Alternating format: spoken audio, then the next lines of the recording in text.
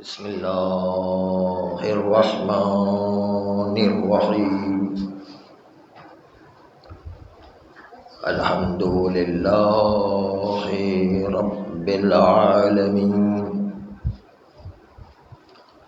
والصلاة والسلام علی اشرف الانبیاء والمرسلین وآلہ الطیبین الطاہرین المعصومین المنتجبین ولعنۃ اللہ علی اعدائہم اجمعین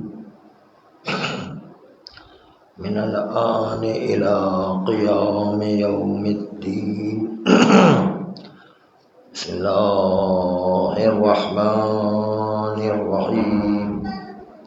وجعلناهم أئمة يهدون بأمرنا وأوحينا إليهم فعل الخيرات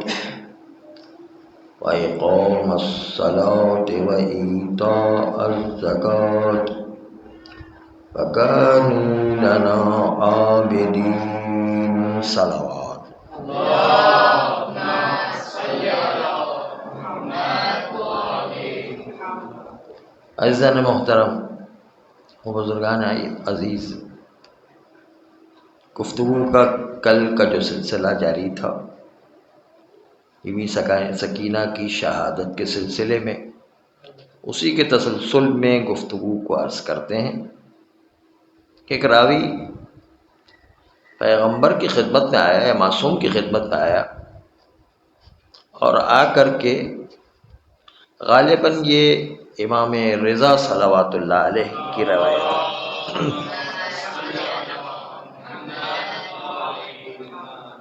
اور سوال کیا کہ ابن رسول اللہ فرمائیے کہ امام کو کیسے پتہ چلتا ہے کہ میں امام بن گیا،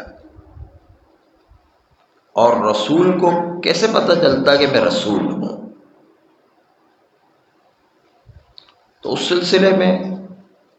امام نے ارشاد فرمایا کہ اس وقت کہ جب انسان کے اندر امامت آتی ہے تو ایک قسم کا خاص نور چمکتا ہے، جس کی وجہ سے اس میں بصیرت پیدا ہوتی ہے کہ اب سے امام کی ذمہ داری شروع ہو گئی۔ ویسے تو امام بچپن ہی سے امام ہوتا ہے، لیکن ذمہ داری شروع ہوتے وقت کچھ ایک ایسا نور آتا ہے جس نور کی وجہ سے اس کے اندر، جس کو ہم تجلی کہتے ہیں، تجلی سی جو ہے اٹھتی ہے، جس سے امام کو پتہ چلتا ہے کہ وہ امامت کی ذمہ داری اب ان کے اوپر آ گئی ہے۔ بالکل اسی طریقے سے رسول کو بھی یا تو اللہ خواب کے ذریعے سے اس کے لیے وحی بھیجتا جیسے حضرت ابراہیم اور حضرت اسماعیل کے لیے تھا، یا پروردگار عالم خود اپنی آواز کسی چیز کے اندر پیدا کرتا، اس کے ذریعے سے وحی الہی ہوا کرتی، اگرچہ کہ اللہ نظر نہیں آتا، لیکن بہرحال پیغام اس طرح سے جو ہے دیا جاتا ہے کہ جس کے نتیجے کے اندر رسول کے پاس جب پیغام آتا ہے تو فرشتے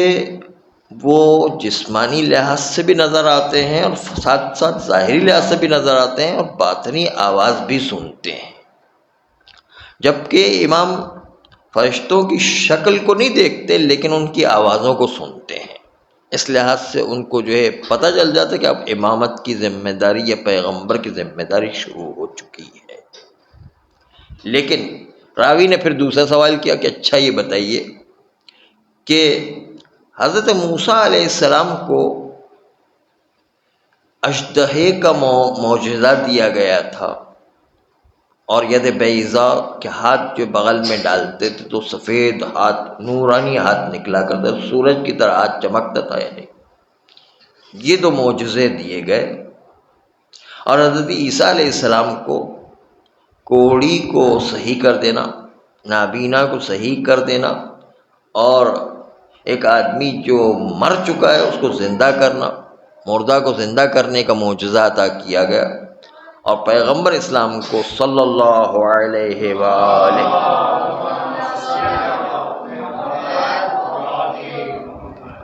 یہ معجزہ عطا کیا گیا کہ اس زمانے میں فصاحت و بلاغت تھی، چنانچہ قرآن مجید کا معجزہ عطا کیا گیا اور فصاحت و بلاغت کا معجزہ پیغمبر کو عطا کیا گیا۔ کہ یہ مخصوص معجزے مخصوص انبیاء کو کیوں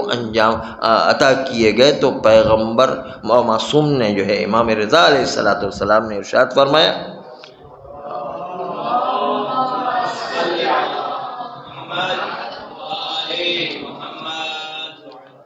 کہ اصل میں حضرت موسیٰ علیہ السلام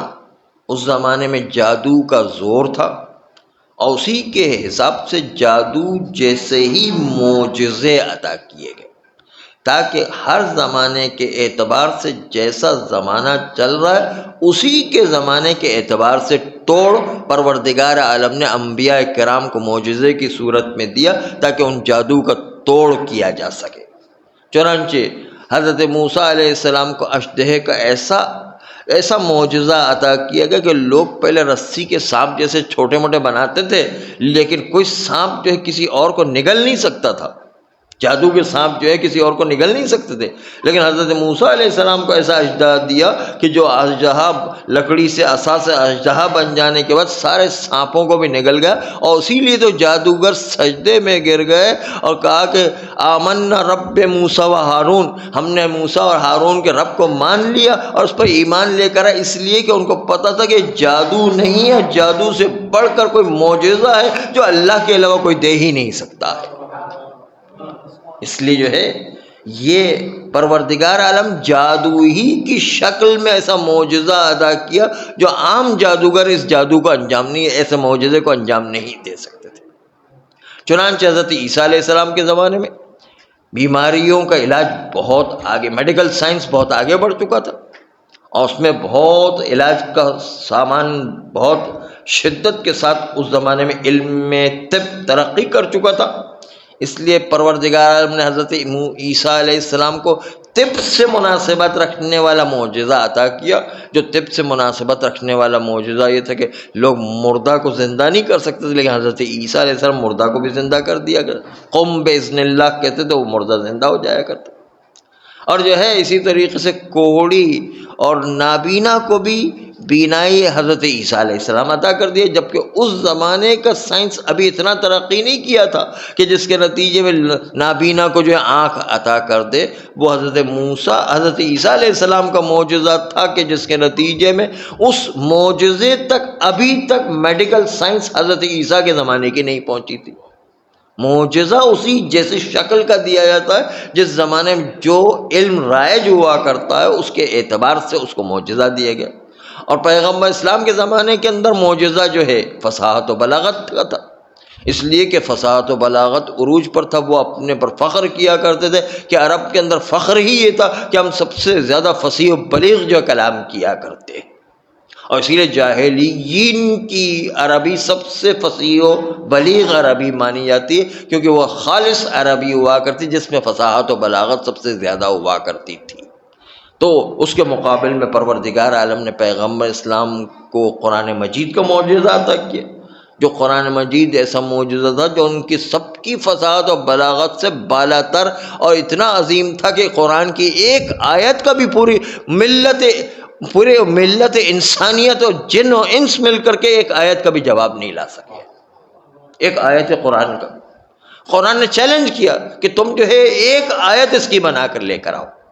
اور جن و انس مل کر سب مل کر کے کوشش کر لو، لیکن پھر بھی قرآن کے اس چیلنج کے مقابلے میں ایک آیت بھی قرآن مجید کی طرح یہ انسانوں کی جماعت اور جن کی جماعت مل کر کے بھی جو ہے قرآن مجید کا مقابلہ نہ کر سکے، اور انہوں نے جو ہے فصاحت و بلاغت کے مقابلے میں شکست کھا لی۔ جنگ کرنا جو ہے منظور فرمایا، اور اپنے آپ کو خون بہانا منظور فرمایا، اپنی اولادوں کو دینا منظور فرمایا، اپنی آبادیوں کو اجاڑ دینا منظور فرمایا، لیکن ایک آیت سے جواب جواب دینا منظور نہ ہوا، اس کا مطلب یہ کہ وہ ایک آیت کا جواب نہیں دے سکے، نہیں،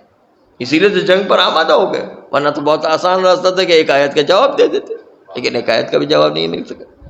جنگ کرنا خود اس بات کی دلیل تھا کہ وہ جو ہے در حقیقت شکست مان رہے تھے اور ایک آیت کا بھی جواب نہیں دے پا رہے تھے۔ جب امام نے یہ توجیہ بتائی تو اس وقت امام علیہ السلام نے کہا کہ بالکل وہی حالت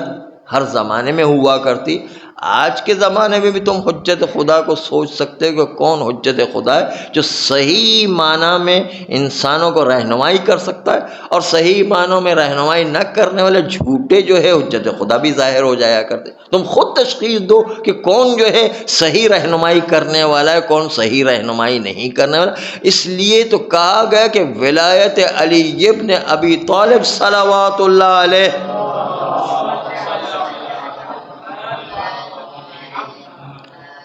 ان کے تحت اگر اسلام پر کوئی عمل کرے تو اتنا عظیم انسان بن جاتا ہے کہ جس کی موت پر خود معصوم جو ہے تعزیت دینے کے لیے آیا کرتے۔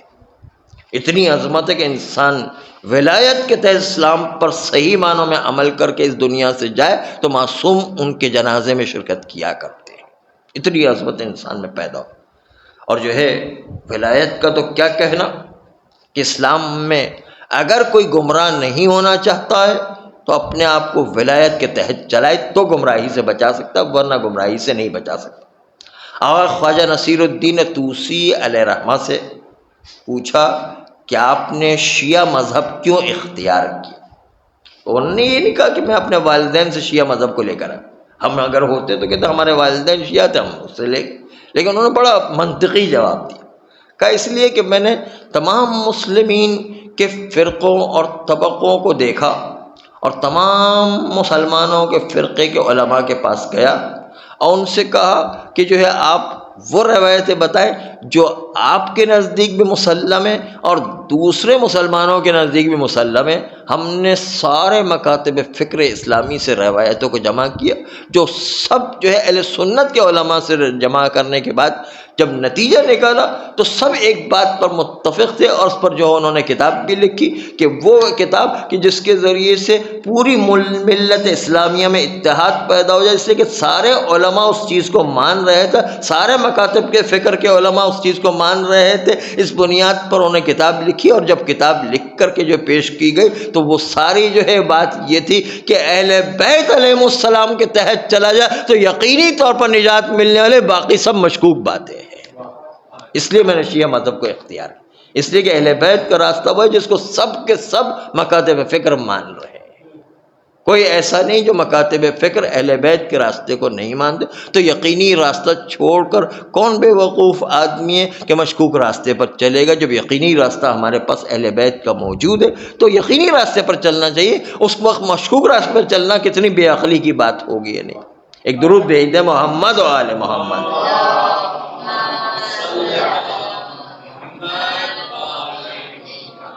ولایت کے سلسلے میں چند روایتیں جو ہے آپ اس کی عظمت کو دیکھیں ائمہ معصومین کی۔ ایک روایت میں جو ہے آج ہم نے پڑھا، آئے ملا باقر مجلسی کی کتاب حیات القلوب میں خود آئے علامہ مجلسی باقر مجلسی ان کے بارے میں بھی اس کتاب میں لکھا ہوا تھا کہ جب وہ پیدا ہوئے تو ان کے والد بزرگوار کے بارے میں ایک عالم نے خواب میں دیکھا کہ 14 معصومین علیہم السلام وہ ایک نشست میں تشریف فرمائے، اور آخر میں جب یہ آتے ہیں تو ان کو دیکھا کہ انبیاء کے بعد کی جو صف لگی تھی اس سے پیغمبر نے ان کو آگے بلایا، پیغمبر کے پاس آئے تو پیغمبروں کی صف میں ان کو کھڑا کیا، اور کھڑا کرنے کے بعد کہا کہ آپ تشریف رکھے، بیٹھ جائیں۔ کہا یا رسول اللہ انبیاء کھڑے ہیں میں بیٹھ جاؤں وہ مناسب نہیں نظر آ رہا ہے، آپ مجھے جو ہے وہ اس طرح شرمندہ کر رہے ہیں، اور انبیاء کے سامنے میری جسارت کیا ہے؟ تو انبیاء سے بھی کہا کہ آپ لوگ بھی بیٹھ جائیں۔ چنانچہ جب سب آئے تو ایک مرتبہ انہوں نے جو ملا تقی مجلسی تھے جو ان کے والد بزرگوار، انہوں نے ایک بچہ جو گود میں تھا، بچہ جو ایک بستر پر تھا، جو گہوارے میں تھا، اس کو جو ہے پیغمبر اسلام کی خدمت میں پیش کیا، کہا یا رسول اللہ آپ اس کے لیے دعا کر دیں۔ چنانچہ رسول اللہ نے دعا کی، علم حاصل کرنے کی اور علوم آل محمد کے پھیلانے کی۔ پھر جو ہے مولا علی کو دیا، مولا علی نے دعا کی،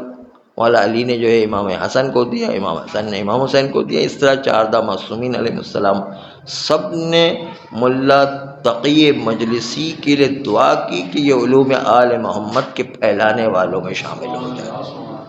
یہ کتنی عظمت ہے انسان کی کہ 14 معصومین علیہ السلام ایک آدمی کے لیے اتنی دعا کر کے علوم آل محمد کو پھیلانے کی ذمہ داری اس کے اوپر سونپ دی جائے۔ ایک بڑی برائے خشنودی 14 معصومین علیہ السلام بلند تر سلوات۔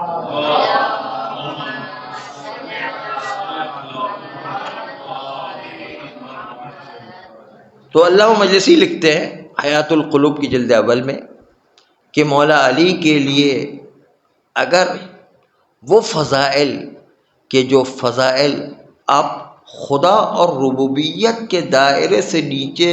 جتنے بھی فضائل آپ مولا علی اور اہل بیت کے سلسلے میں بیان کر سکتے ہیں تو بیان کریں، لیکن پھر بھی آپ کے بیان کرنے سے وہ فضائل اس کی حد تک کوئی پہنچ نہیں سکتا، اس لیے کہ علی کے فضائل اتنے زیادہ کہ کسی انسان کی عقل پہنچ ہی نہیں سکتی۔ فضائل اتنے زیادہ ہیں کہ انسان کی عقل نہیں پہنچ، بلکہ اس میں ایک جملہ تھا کہ ابھی آپ لوگوں کو فضائل کی الف بھی پوری پتہ نہیں چلی، فضائل کے الف بھی نہیں پتہ چلے گا۔ ابھی جو آدھا الف بھی آپ نے نہیں جانا ہے کہ جو ہے وہ فضائل کے اہل بیت کے کیا کیا عظمتیں اور کیا کیا بزرگواری جو ہے اہل بیت کے فضائل میں موجود ہے۔ اس لیے ولایت کے سلسلے میں ایک طرف تو یہ کہا کہ خدا کی حد میں نہ جائیں، بس خدا کی حد سے نیچے جتنے بھی فضائل وہ اہل بیت کی شان میں بیان کر سکتے ہیں۔ درود بھیج دیں محمد و آل محمد۔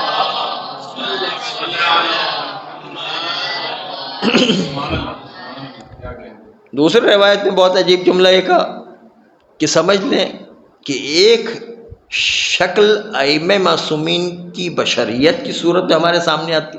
تو دوسری طرف اس کا خدائیت سے رابطہ ہے، گویا کہ خدا زمین پر اتر آئے بشریت کی صورت۔ تو کیسا خدا بشریت کی صورت میں اتر آئے، ایسی شکل جو ہے بشریت کے ائمہ معصومین کو دی گئی ہے۔ خدا چونکہ لامحدود ہے، خدا چونکہ جو ہے خالق ہے، اس میں یہ فرق ضرور ہے، لیکن جو فضائل جو خدا کے ہو سکتے ہیں، جو انسان کے جو ہے سوچ میں آ سکتے ہیں، فضائل جو اہل بیت کے ہو سکتے ہیں، خدا کی جو فضائل ہے وہ ائمہ معصومین نے سمجھ لیں، سوائے جو ہے خالقیت کے اور سوائے لامحدود ہونے کے ائمہ معصومین سارے فضائل موجود ہے۔ ایک طرف خدائیت کا رخ ہے تو دوسری طرف بشریت کی شکل اللہ نے عطا کی ہے۔ اتنی عظمت جو ہے بشریت کے اندر مولا علی اور ائمہ معصومین کو پروردگار عالم نے عطا کی۔ لیکن رسول اللہ کا مقابلہ جس طرح کافروں سے تھا، علی کا مقابلہ منافقین سے تھا۔ منافقین جو ہے اس سے مقابلہ کرنا مشکل ہوا کرتا ہے،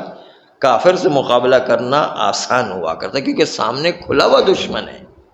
منافقین کھلے ہوئے دشمن نہیں ہیں، اندر سے چھپے ہوئے دشمن ہیں، اسے چھپے ہوئے دشمن کا مقابلہ کرنا بڑا مشکل ہوا کرتا ہے۔ اس لیے آپ کو شیطان چونکہ نظر نہیں آتا ہے تو آپ کو شیطان کا مقابلہ کرنا بڑا مشکل ہوتا ہے۔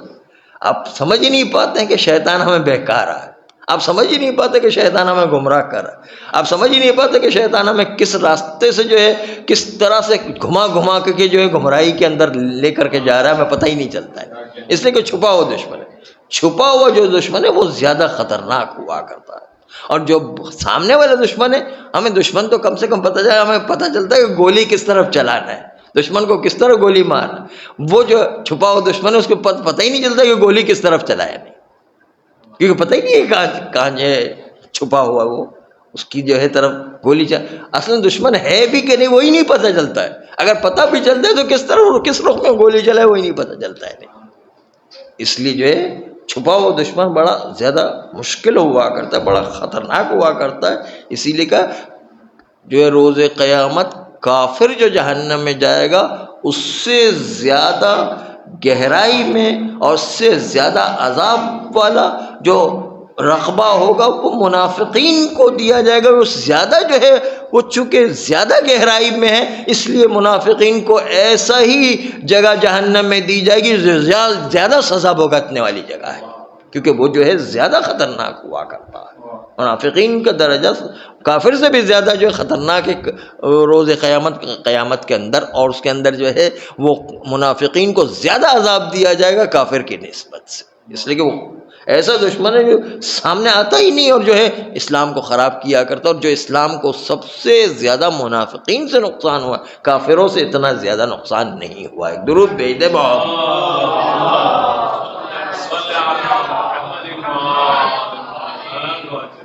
تو عزیزو، ایک طرف ہمیں ولایت کو مضبوط رکھنا ہے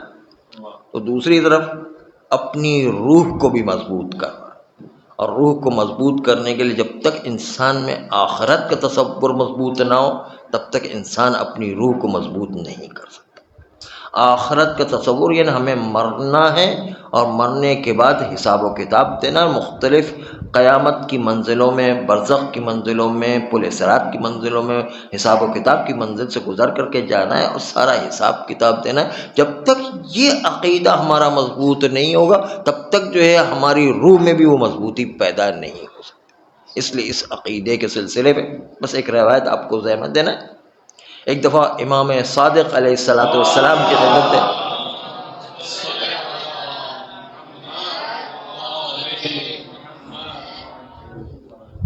راوی آیا کہا، یا ابن رسول اللہ یوم ینفخ فی الصور فتأتون افواجا، اس دن جب روز قیامت آئے گی تو اس دن سور پھونکا جائے گا اور لوگ گروہ در گروہ میدان قیامت میں آ رہے ہوں گے. لوگ گروہ در گروہ میدان قیامت میں اس طرح سے آ رہے ہوں گے کہ نوبت بنوبت ٹرن بائی ٹرن جو ہے آ رہے ہوں گے. تو راوی نے کہا، یا ابن رسول اللہ یہ بتائیے کہ پروردگار عالم کا حکم تو کن فیکون ہوا کرتا، جیسے ہی حکم کرتا وہ فوراً ہو جاتی. یہ نوبت بنوبت اور ٹرن بائی ٹرن اور جو ہے ایک مرتبہ رک رک کر کے لوگوں کا آنا، اس کا کیا مطلب ہے؟ تو چھٹے امام نے ارشاد فرمایا، میں دیکھ رہا ہوں کہ گروہ کو لایا جا رہا ہے کہ جس کو کھڑا رہنے کی بھی اجازت نہیں ہے،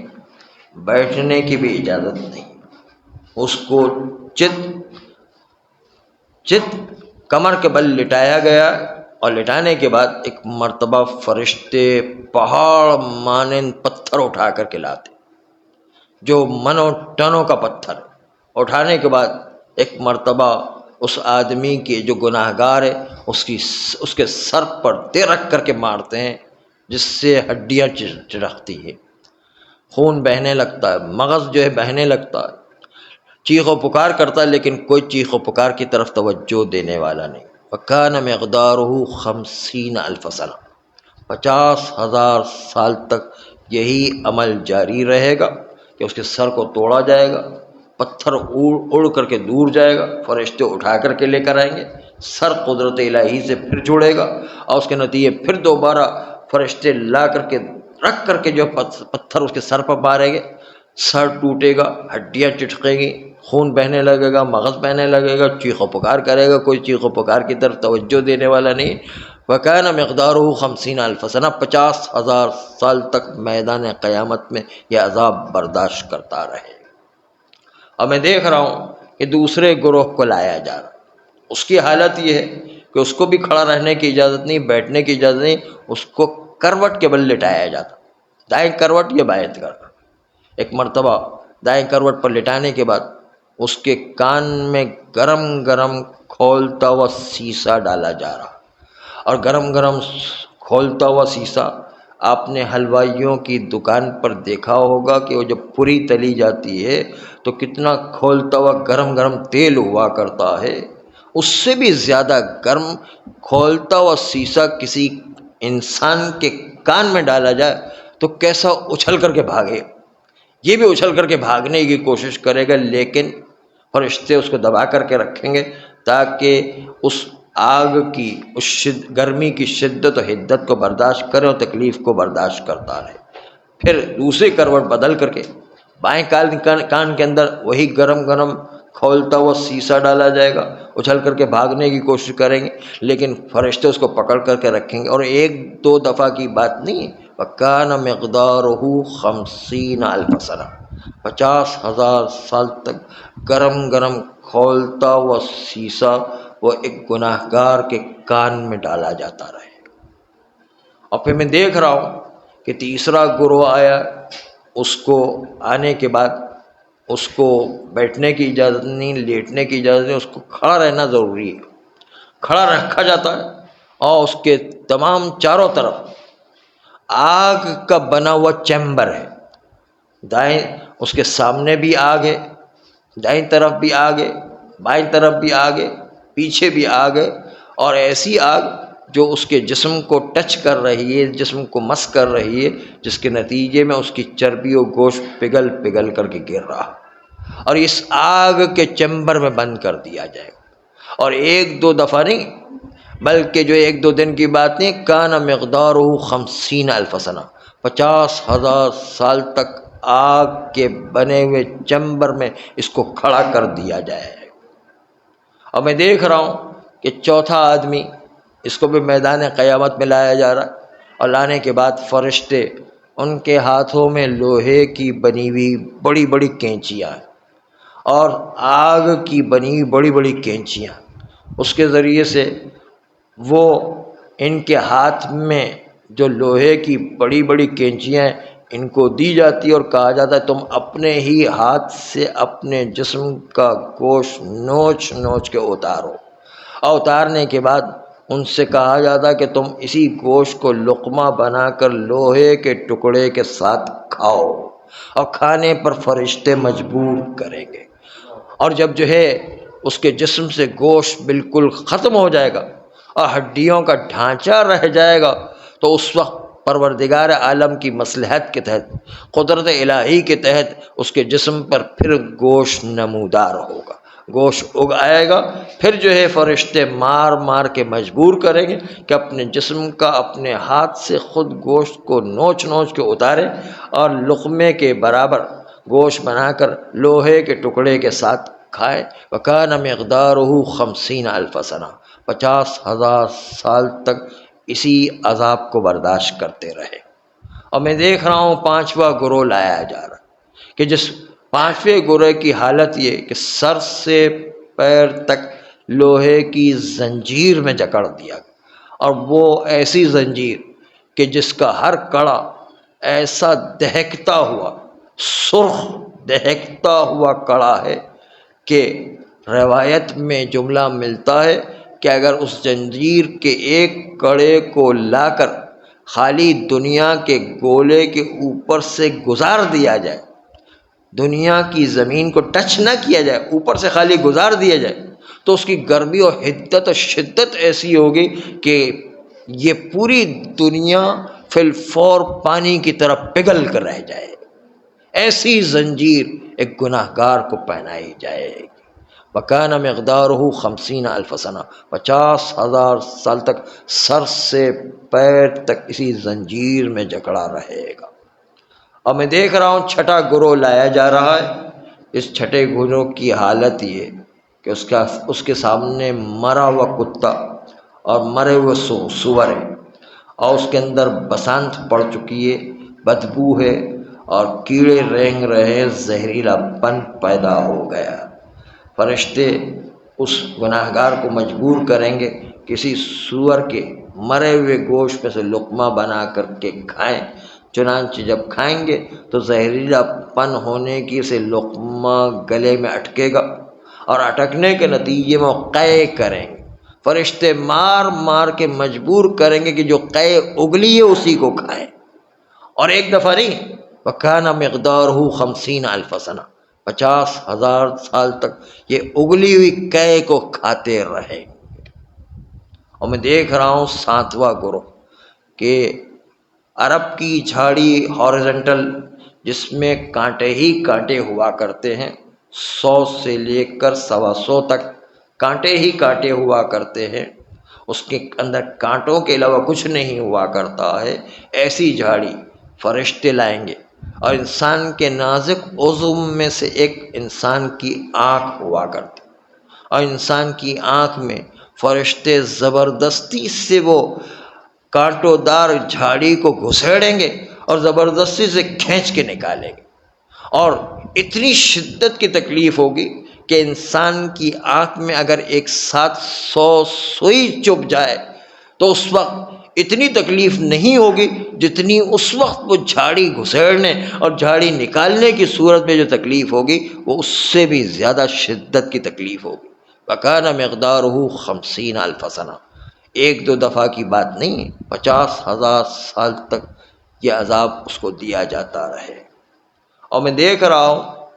کہ ایک گروہ ہے کہ جن کو چونٹی بنا کر میدان قیامت میں پھیلا دیا گیا، اور میدان قیامت تو وہ ہے کہ حضرت آدم سے لے کر قیامت تک جتنے بھی انسان ہیں سب میدان قیامت میں جمع ہوں، اور ہر ایک نفسا نفسی کے عالم میں ہوگا، ہر ایک کو اپنی نجات کی فکر، ہر ایک اپنی نجات کے لیے کوئی راستہ تلاش کر رہا ہوگا۔ اس وقت اس میدان قیامت میں انسانوں کو عذاب ایسا دیا جائے کہ چونٹی کی شکل بنا کر، چونٹی کے جسم بنا کر کے جو ہے انسانوں کو میدان قیامت میں پھیلا دیا جائے۔ اور یہ چونٹی جب میدان قیامت میں آ جائے گی اور پھیلا دیے جائے گی تو اس وقت جو ہے میدان قیامت میں چونکہ مختلف گروہ ہوں گے، ان کے پیروں تلے روند روند کر چوٹے کے ٹکڑے ٹکڑے کر دیے جائیں گے۔ سر کہیں جا رہا ہے، پیر کہیں جا رہا ہے، ہاتھ کہیں جا رہے ہیں، سینہ کہیں جا رہا ہے، پیٹ کہیں جا رہا ہے، ٹکڑے ٹکڑے کر کے اس کے چورا چورا کر دیں گے، اس کے جو ہے روند کر اس کو ریزہ ریزہ کر دیں گے، لیکن قدرت الہی سے پھر وہ چونٹی کے ٹکڑے بنیں گے، وہ انسان ہوگا، اور اس کو جو چونٹی کے ٹکڑے دوبارہ جوڑیں گے، چونٹی کی شکل اختیار کریں گے، دوسرا گروہ آئے گا دوبارہ اس کو روند کر ٹکڑے ٹکڑے روند کر ٹکڑے ٹکڑے کر دے گا اور ریزہ ریزہ کر دے گا، اور اس طرح جو سلسلہ رکھتے چلتا رہے گا۔ وَكَانَ مِقْدَارُهُ 50,000 سنہ، 50,000 سال کا عرصہ گزرا۔ یہ صرف میدان قیامت کی بات ہے، میدان کی بات ہے۔ اب جنت و جہنم میں جائیں گے تو جہنم میں کیا عذاب ہوگا، اعاذنا اللہ منہ۔ پروردگار عالم ہم سب کو اس عذاب سے محفوظ رکھے، لیکن اپنے اپنے اعمال پر ڈپینڈ کرتا ہے کہ انسان کون سے اعمال انجام دے کر کے جاتا ہے۔ چنانچہ جو ہے جب راوی نے یہ 8 عذاب سنے تو ایک مرتبہ بہت سارے راوی، بہت سارے لوگ جو وہاں پر بیٹھے ہوئے تھے وہ تو بے ہوش ہی ہو گئے، اور جو راوی اس کی بھی بری حالت ہو گئی، اس کی بھی جو ہے منہ سے اس جھاگ بہنے لگی، اور اس کی آنکھوں سے بے اختیار آنسو جاری ہو رہے تھے، اس کو پاگل کی طرح ہو رہا تھا، اور کہہ رہا تھا کہ ابن رسول اللہ بس کیجئے، بس اب ہم سے سننے کی تاب نہیں ہے، بتائیے کہ اس سے نکلنے کا بھی کوئی راستہ ہے یا نہیں۔ امام نے کہا کہ ہاں نکلنے کا راستہ ہے۔ وہ لوگ کہ جس کو چت لٹایا گیا تھا اور اس کے سروں پر منوں ٹنوں کا پتھر، پہاڑ مانند پتھر اٹھا کر اسے سروں پر مارا جا رہا تھا، یہ وہ لوگ ہوں گے جو نماز کا انکار کرتے تھے، نماز نہیں پڑھا کرتے تھے، خصوصاً صبح کی نماز کا تذکرہ خاص طور پر ہے۔ جو لوگ نماز نہیں پڑھا، اللہ کہے گا اچھا تم اتنا اپنے آپ کو مغرور سمجھتے تھے، اتنا غرور کرتے تھے کہ میرے سامنے پیشانی کو ٹکانے کے لیے تیار نہیں ہوتے، اس لیے آج اسی پیشانی کو توڑا جائے گا جس پیشانی سے تم غرور کیا کرتے تھے۔ وَكَانَ مِقْدَارُهُ 50,000 سنہ۔ اور پھر دوسرے گروہ کو لایا جائے، اس کو بھی جو کھڑا رہنے کی اجازت نہیں، بیٹھنے کی اجازت نہیں، ایک کروٹ کے بل لٹایا جائے گا، اور جو ہے سیسا پہ گرم گرم سیسا اس کے کان میں ڈالا جائے گا، ایک کان کے بعد دوسرے کان میں ڈالا جائے گا۔ وَكَانَ مِقْدَارُهُ 50,000 سنہ۔ یہ وہ لوگ ہوں گے جو اللہ کہے گا کہ ہم نے تمہیں کان ایک نعمت بنا کے دیا تھا تاکہ تم اس کو مباح کاموں میں استعمال کرو، لیکن تم نے اس کو گانے میں سننے میں استعمال کیا، تم نے اس کو جو ہے غیبتیں سننے میں استعمال کیا، حرام کاموں میں استعمال کیا، اس لیے آج اس غیبت کا مزہ چکھو کہ جس کو جو ہے تم غلط چیزیں، مومن کی توہین کو سنا کرتے تھے، مومن کی غیبت کو سنا کرتے تھے، گانا بجانا سنا کرتے تھے، اس کے نتیجے میں آج کان کو چکے حرام کاموں میں استعمال کیا، اس کا عذاب برداشت کرو۔ وَكَانَ مِقْدَارُهُ 50,000 سنہ، 50,000 سال کا عرصہ عذاب برداشت کرتا ہے۔ اور اس کے بعد تیسرے گروہ کو لایا جائے، جس کو لانے کے بعد آگ کے چیمبر میں بند کر دیا گیا، آگے بھی آگ، پیچھے بھی آگ، دائیں طرف بھی آگ، بائیں طرف بھی آگ، اور جو ہے اس کا جسم جو ہے آگ سے مس ہونے کی وجہ سے پورا پگھلتا چلا جا رہا ہے۔ وَكَانَ مِقْدَارُهُ 50,000 سنہ، 50,000 سال تک کھڑا کیا جائے۔ یہ وہ لوگ ہوں گے کہ جس کے گھر کی عورتیں، یہ در حقیقت عورتیں ہوں گی جن عورتوں کو اس آگ کے چیمبر میں بند کر دیا جائے گا، اور عورتوں کو جو بے پردہ بازاروں میں نکلا کرتی تھی، بازاروں کے علاوہ اپنے گھر سے باہر نکلا کرتی تھی، تو بے پردہ جس میں اپنی گردن کو نہیں چھپایا، بال کو نہیں چھپایا، ان سے کہا جائے گا کہ تم نے احکام الہی کا ایسا کھلم کھلا مذاق اڑایا، چنانچہ آج اس آگ کے چیمبر میں گزارو۔ راوی نے کہا مولا آپ نے کہا اس کے اندر مرد حضرات بھی شامل ہوں گے، کہاں یہ وہ مرد حضرات ہوں گے جو اپنی عورتوں کو گھر میں روک سکتے تھے، بے پردگی کے نکلنے سے روک سکتے تھے، لیکن پھر بھی نہیں روکتے تھے، وہ اپنے ذاتی کام میں عورتیں مخالفت کرتی تھی تو بڑے ناراض ہو جایا کرتے تھے، لیکن اللہ کے احکام میں مخالفت کرتے تو کبھی عورتوں کو روکنے کی کوشش نہیں کی۔ ان غیر ذمہ دار افراد کو بھی جو ہے اسی چیمبر میں، جو آگ کا چیمبر ہوگا، 50,000 سال برداشت کرنا پڑے گا۔ اور پھر اس کے بعد دیکھ رہے ہیں کہ لوہے کی اور جو ہے آگ کی کینچیوں کے ذریعے سے اپنے جسم کو کاٹ کر لوہے کا ٹکڑا لقمہ بنا کر کھا رہے ہیں، 50,000 سال تک یہ عذاب برداشت۔ یہ وہ لوگ ہوں گے کہ جو اللہ کہے گا اچھا تم نے دنیا میں آ کر مومنین کی عزتوں کو اتارا ہے، اور ان کی غیبت کیا کرتے تھے، ان کی توہین کیا کرتے تھے، ان کو برا بھلا کہا کرتے تھے، ان کے پیچھے ان کی اہانت کیا کرتے تھے، اچھا تم نے مومنین کی عزتوں کو اتارا ہے، تو آج جو تم اپنے ہی جسم کو نوچ نوچ کے اتارو، جس کی وجہ سے تم نے مومنین کی عزت کو اتارا تھا، آج اپنے ہی گوشت کو اتار کر لوہے کے ٹکڑے کے ساتھ لقمہ بنا کر کھاؤ۔ وَكَانَ مِقْدَارُهُ 50,000 سنہ، 50,000 سال تک میدان قیامت کا عذاب برداشت کرتا رہے گا۔ اور میں دیکھ رہا ہوں کہ ایک شخص کو اس طرح لایا گیا، ایک گروہ کو اس طرح لایا گیا کہ ان کے سر سے پیر تک لوہے کی دہکتی سرخ زنجیر ہے کہ جس کی وجہ سے ان کو سر سے پیر کے ناخن تک اس طرح جکڑ دیا گیا جس طرح کسی کو کپڑے میں لپیٹ دیا جاتا ہے، اس طرح زنجیر میں پورے جسم کو لپیٹ دیا گیا۔ یہ وہ لوگ ہوں گے جو نشہ آور چیزیں استعمال کیا کرتے۔ اللہ کہے گا اچھا تم نے نشہ آور چیزوں، شراب اور چرس اور بھنگ و افیم و ہیروئن کے ذریعے سے اس وقت دنیا کی زندگی میں پورے جسم کو لذت بخشی ہے، آج اسی پورے جسم کو عذاب دیا جائے گا جس پورے جسم کو تم نے نشہ آور چیزوں کے ذریعے سے لذت بخشی ہے، چنانچہ سر سے پیر تک اس نشے کے بدلے میں ان کو لوہے کی دہکتی ہوئی زنجیر پہنائی جائے گی۔ وَكَانَ مِقْدَارُهُ 50,000 سنہ، 50,000 سال تک یہ عذاب برداشت کرتا رہے۔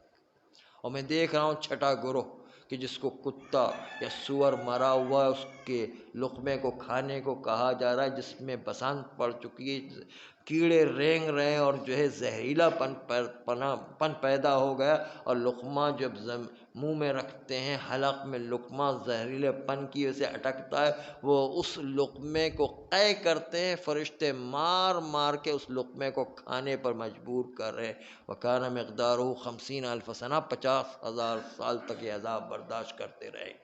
یہ وہ لوگ ہوں گے کہ دنیا میں اللہ کہے گا کہ ہم نے تمہیں حلال روزی کا راستہ رکھا ہوا تھا، تمہارے لیے روزی مقرر کی ہوئی تھی، اور تمہیں جو ہے کہیں جانے کی ضرورت نہیں تھی، تمہیں اپنی معرفت اور اپنے تقوی کو بڑھانے کی ضرورت تھی، تم روزی کے پیچھے پڑ گئے تھے، روزی تو ہم نے مقرر کر کے رکھی ہوئی تھی، تمہیں اس کے پیچھے جانے کی ضرورت کیا تھی؟ تو تم حلال روزی جو تمہارے لیے مقرر کی تھی اس کے بجائے حرام روزی کے پیچھے جایا کرتے۔ آج اس حرام روزی کا مزہ چکھو۔ اور اس کے بعد وہ جھاڑی عرب کی جس میں 100 سے لے کر 125 تک کانٹے ہی کانٹے ہوا کرتے ہیں،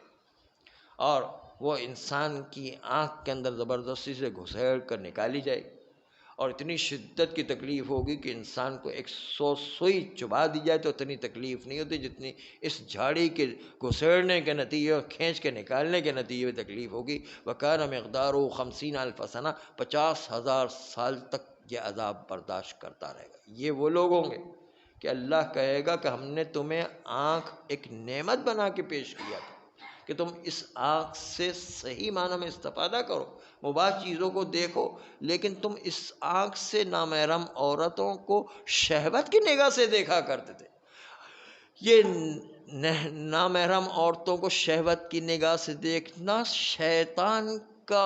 زہر آلود تیر ہے کہ جو انسان کی آنکھوں میں پڑتا ہے۔ یہ جو ہے تم شیطان کے نقش قدم پر چلا کرتے تھے، آج اس کا خمیازہ بھگتو اور اس کی سزا بھگتو۔ چنانچہ کان مقدارہ 50,000 سنہ، نامحرموں پر، نامحرم عورتوں پر شہوت کی نگاہیں ڈالنے والوں کا یہ عذاب ہے کہ 50,000 سال تک یہ عذاب برداشت کرنا پڑے گا۔ اور اس کے بعد آخری مرحلہ کہ 8واں گروہ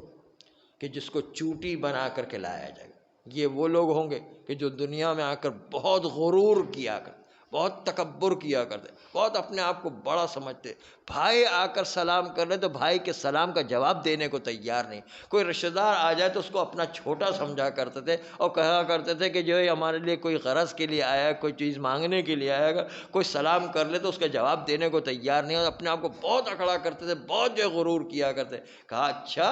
تمہیں اللہ نے کیا دولت دے دی تھی؟ کیا تمہیں اللہ نے کوئی عہدہ دے دیا تھا؟ کیا اللہ نے تمہیں شہرت دے دی؟ تم نے اتنی چھوٹی سی بات پر اپنے آپ کو اتنا بڑا سمجھا کہ اس کے نتیجے انسانوں کو انسان ہی نہیں سمجھتے۔ بھائی آ کے سلام کرے تو اس کے جواب دینے کو تیار نہیں ہوا کرتے تھے۔ آج اس تکبر کی سزا بھگتو اور تمہیں جو چونٹی بنا کر کے پیش کیا جائے گا اور میدان قیامت میں رون کے ٹکڑے ٹکڑے کر دیا جائے گا اور اتنا ذلیل و حقیر بنایا جائے گا کہ تم جتنا اپنے آپ کو بڑا سمجھتے ہو اتنا ہی حقیر بنا کر کے اور لوگوں کے پیروں تلے کچل کچل کے روند دیے جاؤ گے۔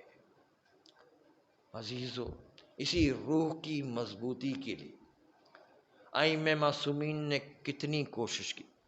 شہزادی زہرا نے بھی اور ائمہ معصومین نے بھی، اور شریعت کی خاطر ائمہ معصومین نے کتنی قربانیاں دی، اور کربلا تو قربانیوں کی معراج۔ عزیزو،